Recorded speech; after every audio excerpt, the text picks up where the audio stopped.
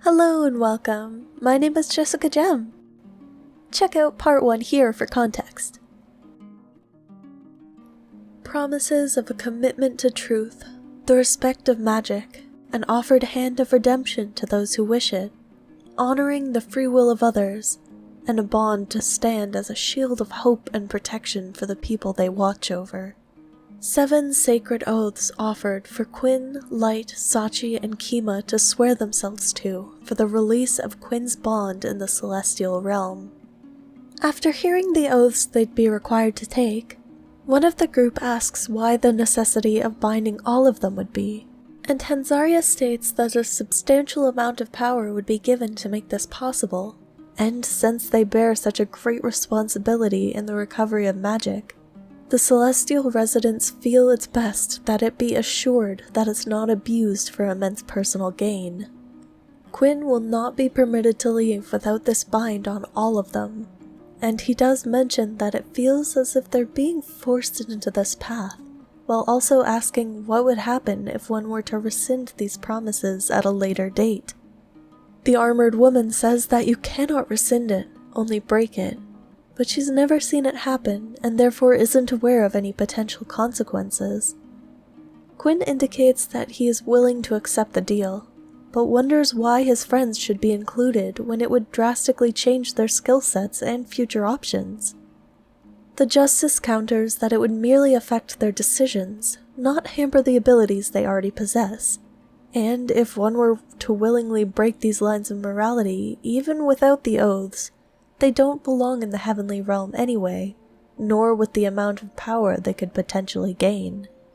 When the group asks about more semantics and details on the limitations and reasoning of these rules, Hanzaria explains some while also re-clarifying that they are up to one's own honest interpretation of them. She also reaffirms that they are not required to take the oaths, but Kima argues that it's either be forced to take them or forced to leave their friend behind.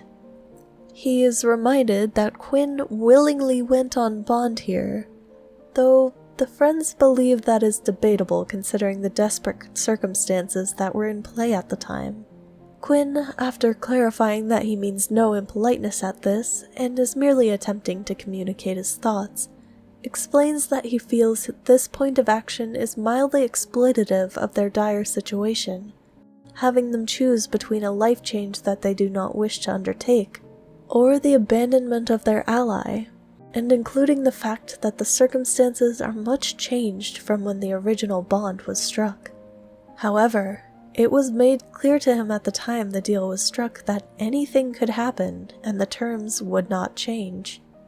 If special allowances were being requested, then it is only just that special conditions must be met in return, which is what they firmly stand on. After more questions and discussion and attempted bargaining, the group realizes that there is no way around their two choices. They can either leave Quinn there or take the oath. That's all. The paladin reaches down for her sword and Quinn steps forward, kneeling in front of her. Hanzaria places the sword on one side of his head, then the other, holding up a scroll which is inscribed with the 7 oaths for Quinn to recite. As he does, the sword glows a different color for each line. Light is sworn in next to free Quinn as he waits to the side, and Sachi is also ready to accept the oath, partially because she is reminded of her family through these morals, and partially because the magic and skills she would gain will assist their mission greatly. She then has Kima walk forward and stand before her, but before he does, he waits a moment and clarifies that he disagrees with this path. But to fulfill their goal of restoring magic to its rightful place, he will put his faith in his friends and follow their choice. The paladin says that the reason for this is good enough, and also performs the motions with Kima. As she swore in each new paladin, she began to look more and more exhausted, and by the end of Kima's turn she was completely spent. Now that they have completed the oaths and are bound as paladins of the Sacred Seven, they are all free to leave the realm. They buy supplies for the journey across the bridge and regale all that's happened in their respective adventures in that time, as well as discussing what's in store for them next.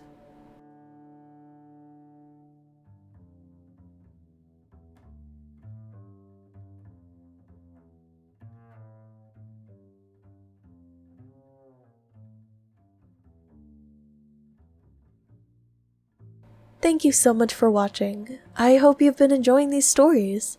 However, I may be cutting back on them for a bit for more fun and personal art. Let me know what you think.